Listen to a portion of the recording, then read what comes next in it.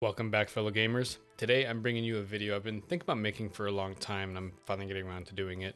Just going to be talking about some of the problems that I have with the game and how I feel like they should be tweaked, whether for this current Call of Duty or the next generation of Call of Duty. Per usual format, just going to be playing some of my clips in the background while we talk. I'm going to provide some timestamps in the description, so if you want to bounce around, feel free to. And if you have any other suggestions, leave a comment down below and take it easy. Alright, to start the video, we're going to talk about gas grenades. And it's not that I have a problem that gas grenades are in the game. My problem is that there is no definitive counter for gas grenades. If this game had gas mask as a direct counter to it, sure, I'd be perfectly fine with them. But the fact that you can essentially block off an objective area and your friendly team is not affected by it, that's where I have the problem. If the friendly team and the user that threw the gas grenade were affected by the gas grenade, I think it'd be fine.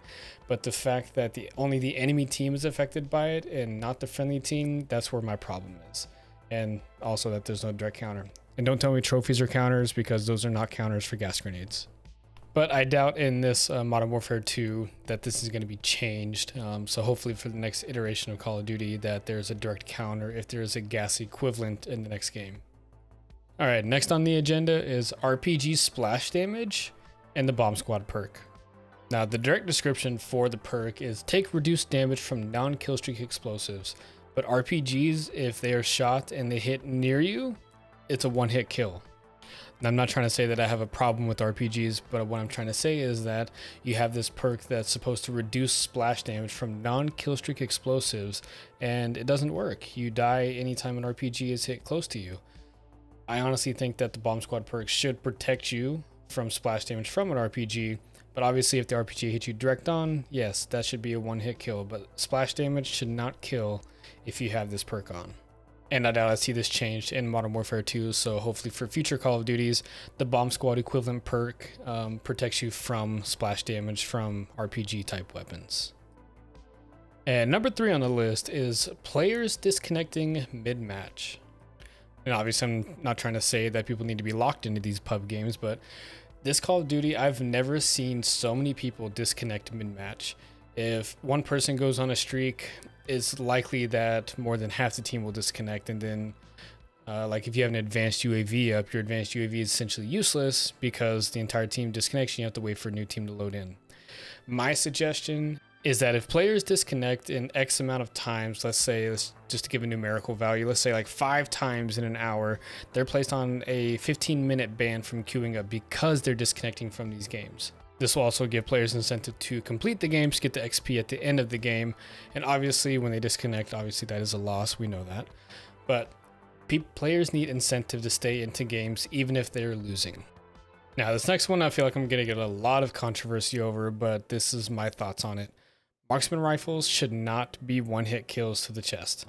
Alright, now before you rage at me in the comments, just hear me out. I personally don't think Marksman Rifles should be a class of weapon in this game, solely because there's already a sniper rifle class.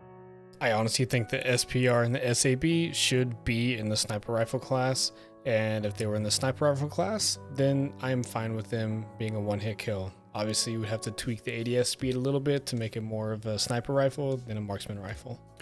A good comparison for this would be Counter-Strike.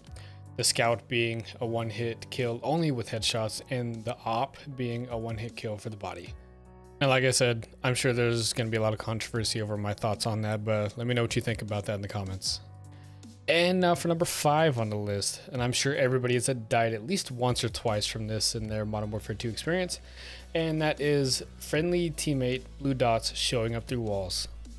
I'm sure everybody's came around that corner, saw this figure, say camping in the corner, and they see a blue dot and come to find out it's an enemy, and the blue dot was your friendly teammate that's clear across the map.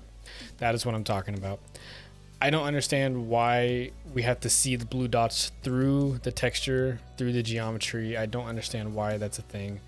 Obviously, when a friendly player is in view is when I feel like we should be seeing the dots. Like if they're in a direct line of sight and we can see their physical body, that's when I think we should be seeing their blue dots, not through the map. I don't need to know where my team is at all time with these blue dots through the map, because I can look at the mini map to see where the blue dots are.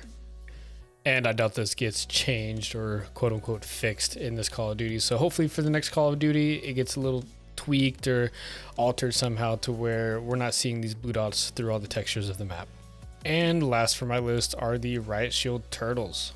Now, the way I feel like it could be balanced is if the people who run with the riot shields on their back, that their movement speed is significantly reduced while holding out their primary weapon. Or the other way it could be balanced is while they have their primary weapon out, they do not get the added shield effect while the shield is on their back, so we can shoot them in the back. Or, you know, you could just not have overkill as an option if you have a riot shield equipped. And to anyone who stayed to the end of the video, I appreciate you hanging out and listening to what I had to say about what my thoughts were, what I felt like should be changed or could be changed either in this Call of Duty or the next Call of Duty. Let me know what you think in the comments down below, and see you in the next one.